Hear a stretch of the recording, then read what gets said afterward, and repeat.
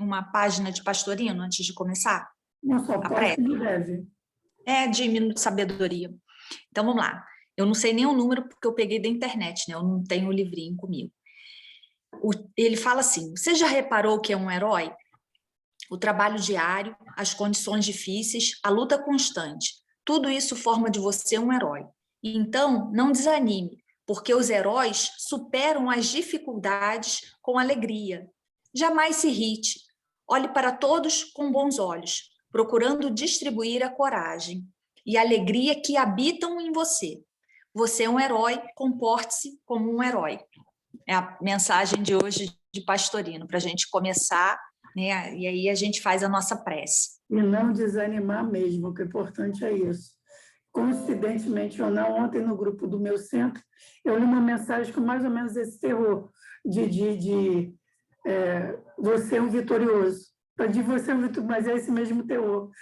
Terror de que não desanime. Tudo que você já passou para chegar até aqui mostra que você tem muitas vitórias e que Deus está te aplaudindo. Essa coisa, não desanime. Está difícil, você pode não estar na posição que você queria, mas você vem vencendo um monte de coisa para chegar aqui.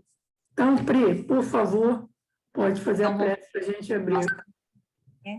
Para nos conectarmos primeiramente a Deus, nos conectarmos a Jesus Cristo, nosso Mestre maior, aos benfeitores espirituais que são responsáveis por este trabalho. Senhor, te damos graças por podermos estar mais uma vez juntos, estudando o teu Evangelho. Sabemos que aqui fazemos um estudo, né, que é um estudo teórico, e que temos que vivenciar isso nas nossas vidas. Então, que possamos estar conectados com Jesus, com as boas falanges, né, de espíritos superiores, em cada instante da nossa vida, Senhor. Agradecemos esta oportunidade e vamos te pedir, Senhor, que o Senhor nos dê uma intuição para que possamos falar de acordo com os teus ensinamentos. Vamos pedir também, Senhor, para que abençoe cada pessoa do grupo de estudo. Aquelas que não estão aqui também sejam abençoadas, que seus familiares sejam abençoados, que seus vizinhos, né, todo o entorno, Senhor. Abençoe a cada um que esteja necessitando de carinho, de amor, de compreensão. E vamos pedir, por último, para que a equipe espiritual, né, dos médicos benfeitores, possam fluidificar as nossas águas, colocando o lenitivo necessário, não só orgânico, mas o lenitivo espiritual também, que é muito importante para as nossas vidas. E assim, mestre, pedimos a permissão para iniciarmos mais um evangelho abençoado. Que assim seja, graças a Deus. Graças a Deus. Bom dia, Cris. Bom dia. Bom dia. Bom dia, Pri. Bom dia, Cris. Bom dia, tudo bem? Proibi, Priscila, de escolher o material de estudo, tá? Você está proibida, porque você escolheu que acabaram sendo 3 estudos em um. Mas na Bíblia que eu peguei, estava só como um item, mas depois eu fui lendo, eu falei, isso aqui dá para dividir, tinha tanto conteúdo, eu falei, eu podia ter dividido, tirado uma parte de acordo com o que eu vi, porque ficou muita coisa. No Pastorino foram 3 itens separados, eu até separei direito 3 itens. Está proibida, não? Adianta o trabalho agora. Agora tem que correr. Então, não, Pri. Pode começar. Agora ela tem que adiantar o trabalho agora. Né? Então, isso está em Lucas, capítulo 14, versículos 1 a 15, que diz assim: certo sábado, entrando Jesus para comer na casa de um fariseu importante, observavam-no atentamente. À frente dele estava um homem doente com o corpo inchado. Jesus perguntou aos fariseus e aos peritos na lei: é permitido ou não curar no sábado? Mas eles ficaram em silêncio. Assim, tomando o homem pela mão, Jesus o curou e o mandou embora. Então eles lhes perguntaram: se um de vocês tiver um filho ou um boi, e este cair num poço no dia de sábado, não irá tirá-lo imediatamente? E eles nada puderam responder. Quando notou como os convidados escolhiam os lugares de honra à mesa, Jesus lhes contou esta parábola. Quando alguém o convidar para um banquete de casamento, não ocupe o lugar de honra, pois pode ser que tenha sido convidado alguém de maior honra do que você.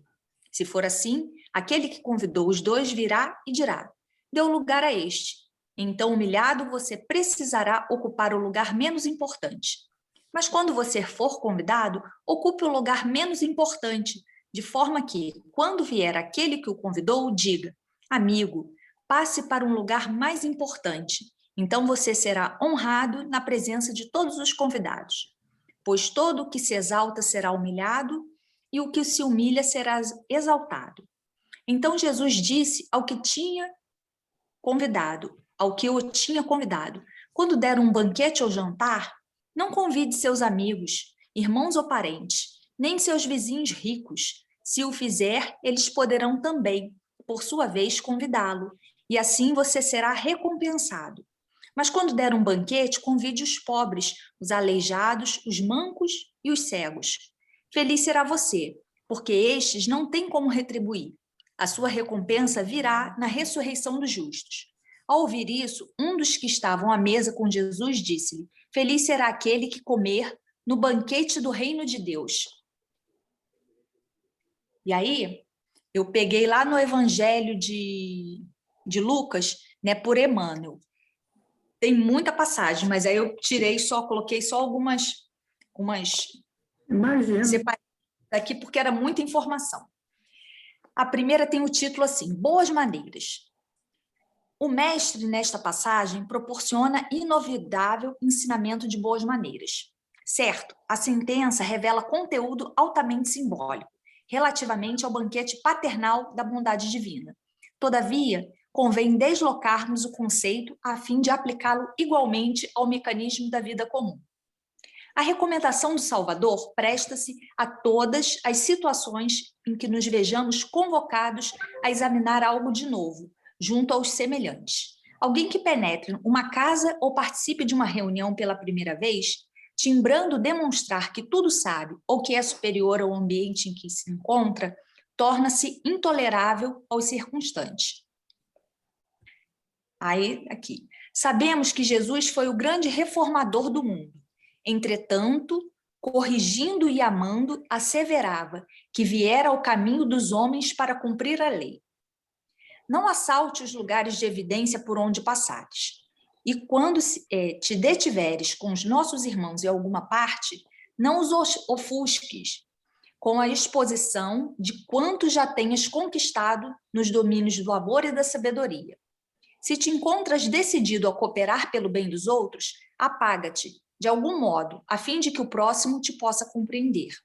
Impondo normas ou exibindo poder, nada conseguirás senão estabelecer mais fortes perturbações. Isso está lá em Pão Nosso, no capítulo 43. Aí eu peguei um outro aqui, que o título é assim: Ninguém é inútil. Não aguardes aparente grandeza para ser útil. Missão quer dizer incumbência. E ninguém existe aos ventos do acaso. Buscando entender os mandatos de trabalhos que nos competem, estudemos de leve algumas lições de coisas da natureza.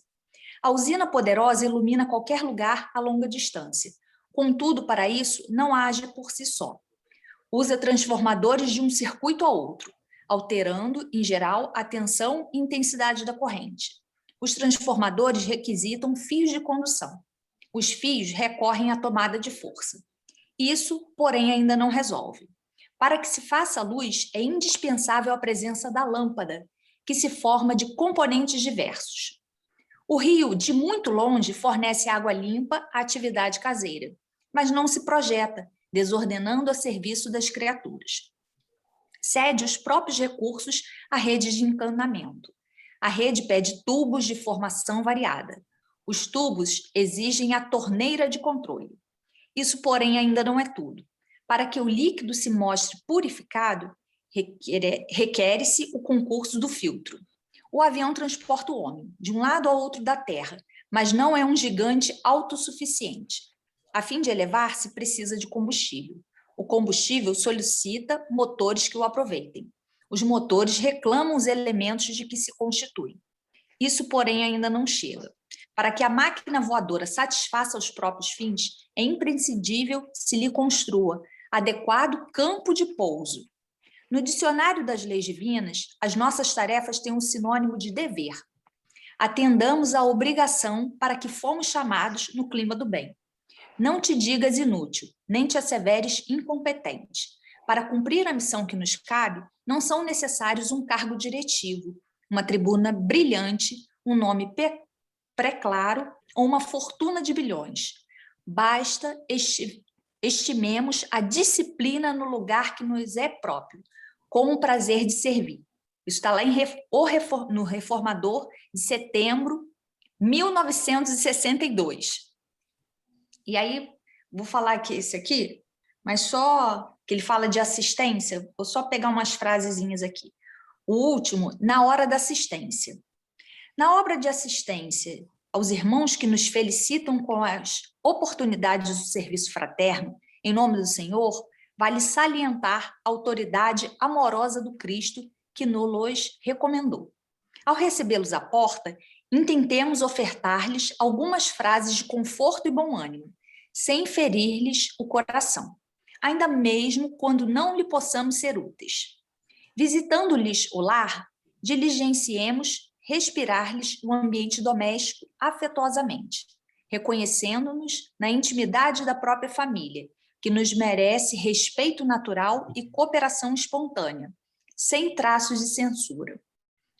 Aí ele fala que, aqui para fechar, só para não ser muito... Para poder fechar aqui, isso aqui, ele fala assim, eles não são apenas nossos irmãos, são convidados de Cristo em nossa casa, pelos quais encontramos ensejo de demonstrar carinho e consideração para com ele, o Divino Mestre, em pequeninos gestos de amor. Isso está no livro de Esperança, capítulo 36. Então, em todos eles, assim, eu não falei da primeira parte, porque nós já estudamos um pouquinho, né, quando a primeira parte do Evangelho, então eu deixei para lá essa questão. Mas vem falando da humildade e que possamos fazer o nosso trabalho onde nós estamos, né? Que possamos florescer onde Deus nos plantou, né? Com humildade e com sabedoria, e pedindo a Deus discernimento, né? Para fazer sempre da maneira correta. E uma coisa que eu aprendi, Pri, você está falando, eu estava pensando sobre isso, me lembrando, que quando eu fui trabalhar lá no INCA, com esse serviço de acolhimento fraterno, eu comecei um pouco insegura, porque eu sabia que lidar com muita gente de outras religiões, e principalmente com muitas pessoas que, se soubessem qual era a minha religião, se fechariam para qualquer coisa que eu falasse. Então, eu me lembro que nas primeiras visitas, quando a gente começava a conversar, que eu reparava assim, um irmão que estava mais revoltado com a doença, mais fechado a tudo isso, eu procurei substituir aquela insegurança por um pedido fervoroso por iluminação.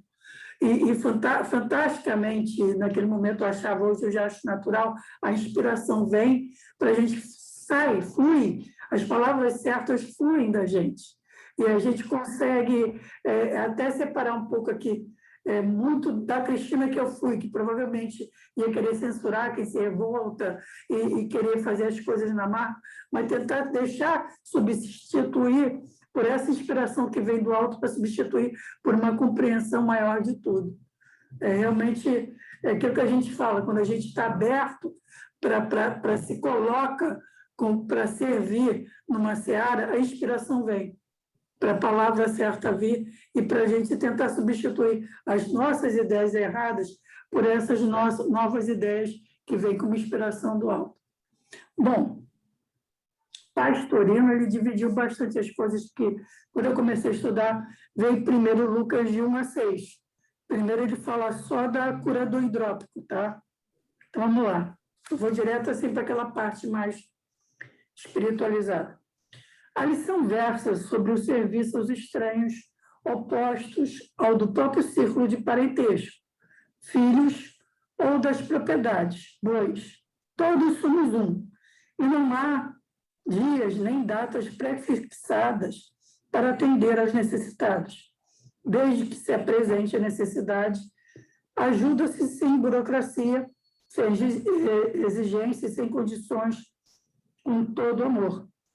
Mas todos os que entram no caminho são agudamente observados pelos profanos, que os julgam por sua pauta humana, mesquinha, e fazem questão cerrada de amoldá-los às suas formas pré-fabricadas, segundo os preceitos inventados por eles com regras infalíveis e atribuídos sempre a um Deus que lhes está sujeito, como títeres em suas mãos. Agora aqui até vou parar, porque esse comentário que eu tinha feito, eu nem tinha me ligado disso aqui que eu tinha copiado. Vou contar uma coisa rapidinho que aconteceu. Tinha uma mãe que estava perdendo um filho para o câncer, né? A gente foi lá, fez o acolhimento mais dela do que do filho, porque o filho estava inconsciente. Ela gostava muito de conversar, uma história muito simpática. Aí, depois daquilo tudo, a gente passou bastante tempo com ela, e um dia ela estava saindo, estava no corredor, ela perguntou: gente, eu sei que vocês não falam, mas vocês podiam dizer a sua religião? Ela é evangélica, né? Aí a minha parceira que estava comigo é espírita, eu falei: e eu sou um bandista. Ela arregalou os olhos e falou assim: nossa, mas você fala tão bem. Peraí, quase que eu ri. Sabe, quase que eu ri pela simplicidade, sabe, pela ingenuidade do conceito disso aqui que eu acabei de ler. Aquela ideia pré-fabricada, pré-concebida, que um bandista, candomblessista, a gente é um demônio. Então, não poderia estar falando tão bem sobre amor, sobre isso tudo. Agora que eu li, eu me toquei, fiz essa correlação. Deixa eu retornar aqui. A figura do hidrópico é típica como exemplificação, tal como fora a da mulher recurvada em Lucas 13:11. Aqui a imagem é tirada do hidrópico. A hidropsia faz inchar a parte do corpo atacada pela enfermidade. Assim, o convencimento de ser o dono da verdade incha o pequeno vaidoso. Nada mais típico para ensinar-nos que precisamos curar, sobretudo em nós mesmos, essas hidropsias intelectualoides, a fim de conseguir a humildade indispensável para compreender as lições que nos são trazidas. Curada a hidropsia do orgulho, o espírito é libertado e progredirá sem empecilhos. Tem a ver até com aquilo que a gente estava conversando antes de começar o trabalho aqui. Esse momento em que, infelizmente, algumas pessoas no Brasil e no mundo se acham donos da verdade. Isso é hidropsia. Essa hidropsia do orgulho, que, como a gente vê aqui, é uma doença. Então, essa aqui é a cura do hidrópico. Aí, depois, ele vai fazer Lucas de 7-11, que são os primeiros lugares. O ensino primordial é que devemos ser humildes. Se fora de nosso controle nos vier a humilhação, o humilde não sofrerá com isso, nem a julgará humilhação, mas justiça. Aceitará calado, considerando que realmente nada vale e, portanto, qualquer que seja o modo com que for tratado, isso lhe parecerá justo. O fato também de buscar com toda a naturalidade os últimos lugares deve ser sincero e real, respondendo a uma convicção e necessidade, e não com o intuito de ser engrandecido pelo dono da casa, porque aí seria uma falsa humildade. Essa lição serve às maravilhas para os aprendizes da iniciação e para iniciados que, pelo fato de estarem entre profanos, julgam merecer o acatamento e receber tratamentos especiais, em virtude de seus conhecimentos e do caminho que já percorreram na senda. Aviso oportuno, que deve permanecer sempre presente. Na personagem transitória, nada somos e nada valemos. Qualquer honraria que nos chegue seja recebida como um acréscimo de bondade da pessoa que a presta a nós, e não atribuído a merecimento pessoal. Difícil, mas necessário ser assim. Não nos julguemos merecedores de graças especiais, de favores da espiritualidade e dos encarnados, por mais que tenhamos feito ou realizado. Somos sempre servos inúteis, que fizemos apenas o que devíamos fazer. E essa última sentença está em Lucas 17:10. Aqui me fez pensar o seguinte: E, por exemplo, por mais que você esteja agindo muito bem, divulgando a palavra, sendo exemplo e recebendo as honrarias por isso, você não deve se sentir merecedor porque você está olhando com os olhos da terra na única encarnação. Você não sabe o pretérito das suas outras encarnações, se tudo isso que você já fez ainda pode te deixar com um saldo devedor, ainda pode ser pouco para cobrir a enormidade dos danos que você já causou a outrem em vidas passadas. Então, aqui eu acho que foi realmente um alerta muito necessário para a gente perceber que o que acontece aqui, agora, nessa vida, não vale como medida de nada, porque é só um único momento de toda a nossa existência. Aí a última parte, que aí ele vai só do 12 a 14, a partir do 15 já é outra coisa, são os convidados. Aí ele fala o seguinte: penetrando em profundidade, podemos entrever aqui uma ordem de aplicar na prática os ensinos dados em outros locais. Desapego das ligações de sangue e das riquezas, e coração aberto para receber todos os sofredores do corpo, da alma e do espírito. Ordem de realizar tudo na vida sem cogitar recompensa nem retribuição. Servir desinteressadamente, dar indistintamente. Por só essa ação se prende aos frutos. Só essa ação se prende aos frutos e pode trazer real libertação do espírito das amarras que o retém embaixo, na desagradável convivência com as massas evoluídas. A ação desinteressada garantirá aos que assim agem a retribuição automática de uma elevação evolutiva para atingir o nível dos justos. Se para atingir o nível dos justos é necessária essa renúncia total aos frutos, que não será preciso ser para alcançar o nível de discípulos. E como podemos ter a pretensão de dizer-nos discípulos de Jesus se ainda não vivemos os ensinamentos dados? Aqui eu achei muito interessante fixar em dois conceitos. Primeiro, uma coisa que no nosso nível evolutivo é muito difícil da gente superar, que é o privilégio que nós damos, a primazia que nós damos aos nossos laços de sangue. Cara, por exemplo, eu dou graças a Deus de não ser mãe. Sinceramente, eu dou graças a Deus, porque me proporciona poder tentar subir um degrau a mais que eu necessito muito para a minha recuperação. Porque eu também conheço a minha personalidade passional. A passionalidade é uma coisa que eu trouxe em mim e que eu vivo combatendo. Eu tenho certeza que se eu tivesse filhos, eu ia focar muito neles. Sabe aquela coisa tipo uma pessoa equivocada que a gente ouviu falar? Claro que eu vou dar filé mignon para os meus filhos. Não. Porque o certo é você pegar aquela quantidade e dividir tudo em carne moída e distribuir para todo mundo igual. Você não tem que privilegiar alguém por causa do laço de sangue. Só que no nosso nível evolutivo, eu sei o quanto isso é complicado. É claro que no nosso nível, uma mãe sempre vai privilegiar os seus filhos. E eu até lamento muito se, por acaso, em algum momento for pedido a alguma mãe ter que fazer uma escolha nesse sentido de bem maior. Porque realmente, provavelmente, o bem maior vai perder. E eu acho que Deus compreende porque é o nosso nível evolutivo. A gente é recém-saído da animalidade, porque na animalidade a gente vê isso, até os animais mais ferozes enfrentam a própria morte para defender sua cria. A gente está mais para animal do que para anjo. Então, para a gente, essa coisa do laço de sangue, esses conceitos de evangelho que eu sempre digo. A nossa razão já entende, mas penetrar no nosso coração já é um processo muito mais distante.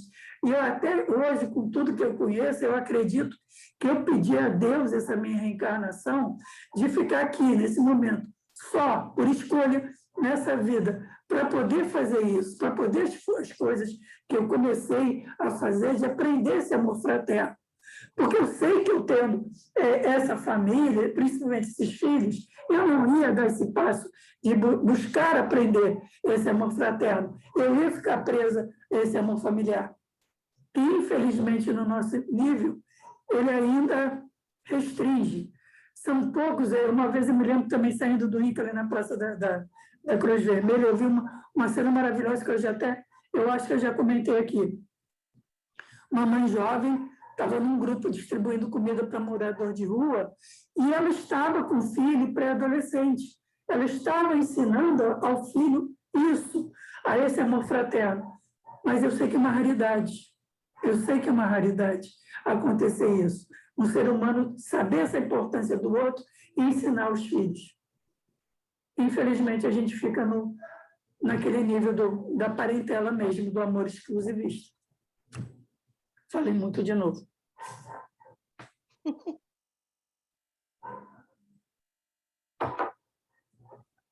Então, o que vocês acham?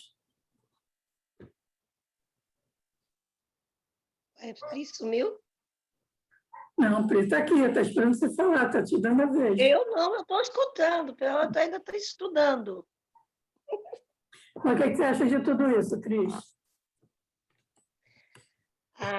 Sobre amor fraterno, Cris, a sua opinião é a mesma opinião do meu irmão mais velho, entendeu? Ele também é espírita, ele segue há muitos anos. Ele também optou não ter filhos, mais ou menos por essa causa mesmo, sabe? Para ele se recompor a vida aqui, para depois ele veio para cumprir, a mesma coisa que você fala. Não, eu não sei. Não foi opção por isso, não, foi contingência da vida. Mas ele, na época, minha mãe achou um absurdo, sabe? Ele era muito novo. Na época ele não quis, eu fui mãe velha já, né, e tal. Mas eu penso que educar, servir, o que eu faço, as minhas filhas, elas não fizeram catecismo nem nada, não foi por opção minha. Deixei por elas, negócio da igreja, tipo assim, a Paulinha segue do lado do estudo, a Júlia já leu um pouco do Evangelho, apesar de o namorado dela ser evangélico. Meu marido era totalmente católico, agora que eu te falei que agora ele está no negócio da messiânica, depois da doença dele. Então, cada um aqui tem uma opinião. E eu estou estudando. Pode deixar que uma hora eu falo direitinho aqui. Estou escutando. Beleza. Pri, você tem alguma coisa a acrescentar sobre isso? Olha só, Cris, eu fui anotando algumas coisinhas aqui, né? Então, nessa primeira parte, a questão de ajudar sempre, né? Acho que é uma frase, assim, são 2 palavras que encerram. Fui tentando pegar palavras para poder sintetizar nessa questão desse evangelho complexo que eu escolhi. A segunda parte é a questão da humildade e a disciplina, né? Que a gente já até conversou em vários estudos a respeito, mas da importância da gente ter essa questão da humildade, ter a disciplina no nosso estudo para poder avançar. E fecharia, na terceira parte, vivenciando os ensinamentos de Jesus, né? Com essa parte que ele vem falando, que convidar todos, né, para você retribuir aqueles que não podem te ajudar. Olha lá, eu sei que é o seu. Cris, a Pri avisou que o interfone dela ia tocar lá pelas 3h30, que é a hora que a filha dela está chegando da escola. Ô, Cris, sobre essa parte do ensinamento de Lucas hoje, eu assisto uma missa todos os dias, de manhã minha irmã manda para mim, é um padre Nogueira, ele é lá do Sul, e ele falou a mesma parábola de Lucas, dessa passagem, sabe? Do convite. Aí eu estou procurando aqui na Bíblia, eu falei assim, será que eu li isso? Não, foi na missa, acho que foi no início da semana, que ele falou sobre isso, sobre o banquete, a gente ter a humildade, convidar as pessoas. Foi a mesma coisa. E quando a Pri começou a ler, eu estou procurando assim, eu ouvi isso ou eu li? Mas minha Bíblia que eu te falei era tão pequenininha, estou aqui procurando em Lucas, depois eu lembrei que foi no Padre Nogueira que eu li.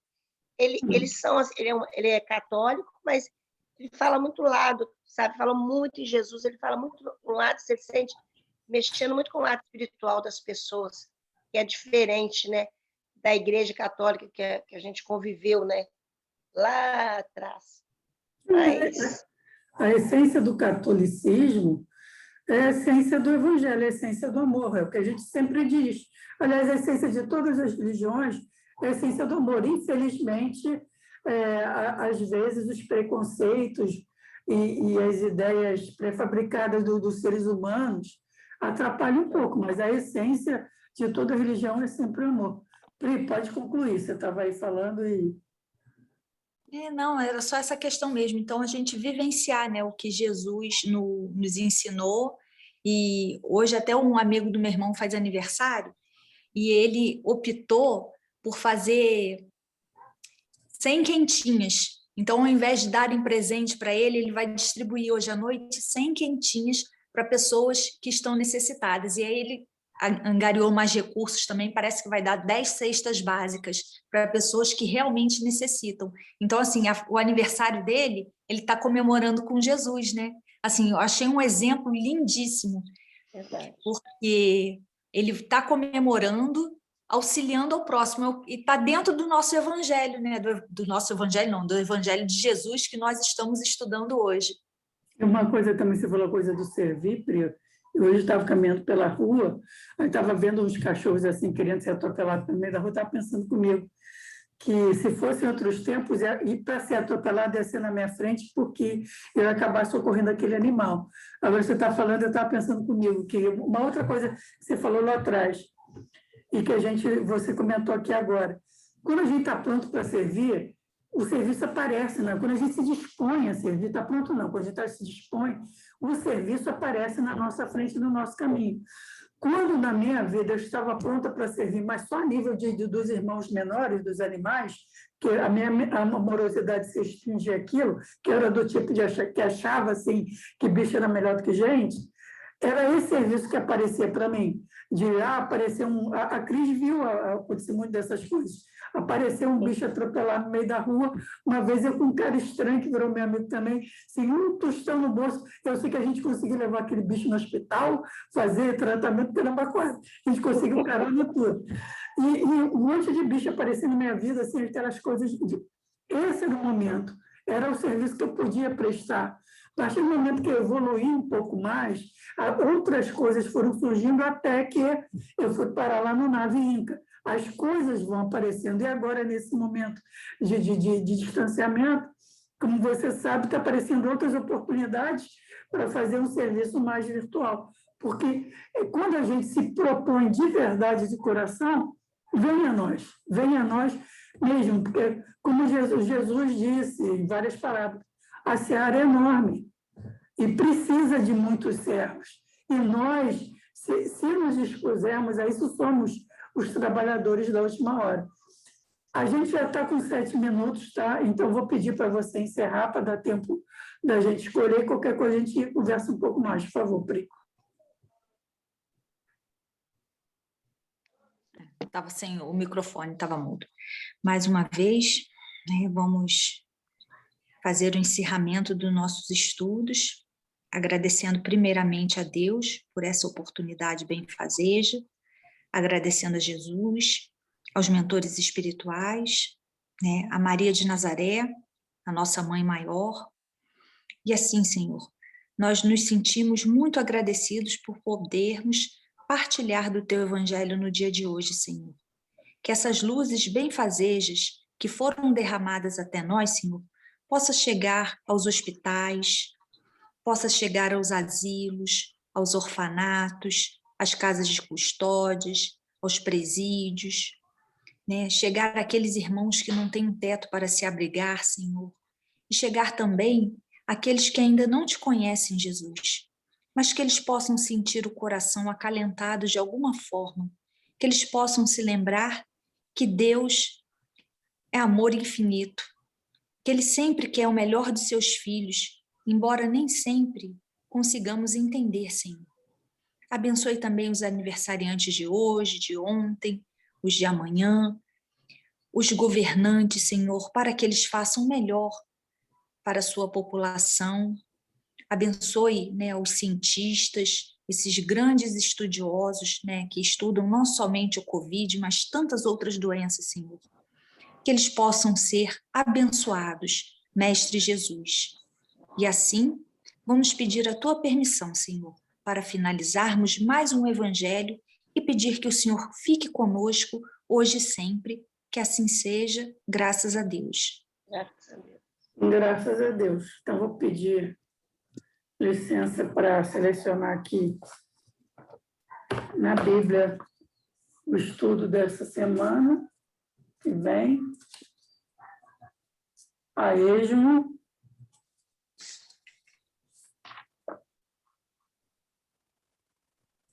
O mestre ensina no templo, em Mateus 21, 14 a 17.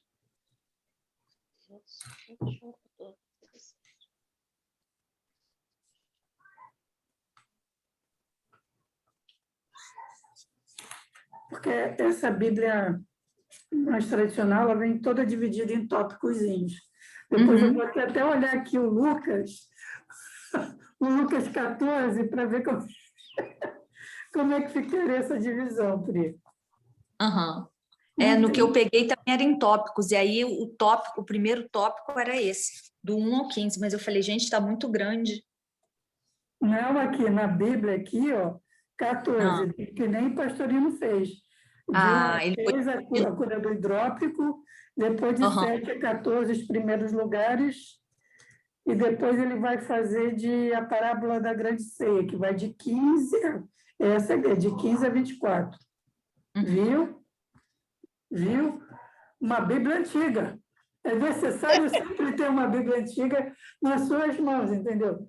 E uma coisa também que me chamou a atenção, que eu não trouxe aqui, porque eu fui direto para esse ensino mais profundo, que o Pastorino fala, que eu acho que essa coisa dos convidados, porque alguns escritores alteraram a palavra, que se colocou em algumas Bíblias, não convide apenas o Seixas Pereira, mas também, e ele falou que não era para alterar isso, que na realidade era realmente para substituir. Não convida, né? Não convida mesmo, convida os outros, porque é justamente para aquela coisa da prática do desapego. Porque se você coloca que você tem convidado também a parentela, você não está fomentando a prática do desapego mesmo. Que eu acho, eu costumo dizer, eu já comentei para vocês que eu tenho meu neto de coração que ele é autista, né? E a mãe dele, é claro, é amicíssima minha, eu tenho ela como uma filha. E eu sempre comento com ela que eu acho que o amor, que não sei se eu já falei contigo, que o amor materno ele é maravilhoso e é perigosíssimo. Ele é maravilhoso porque ele nos aproxima desse amor incondicional, que perdoa incondicionalmente, esse amor que, como diria a Sueli Schumann, que nem perdoa, porque nem precisa se sentir ofendido, e não se sente ofendido, então não precisa perdoar, mas também é um amor que ele pode ser também fruto de um apego violento. E um apego tão violento a ponto de uma mãe, quando morrer, obsediar os próprios filhos. Por causa desse apego, essa coisa de não, eu não posso abandonar meus filhos, ou então aquele desespero de quase querer se suicidar se perde um filho.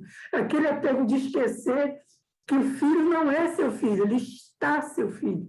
Ele momentaneamente é seu filho, mas tanto você quanto seu filho são filhos de Deus, em primeiro lugar.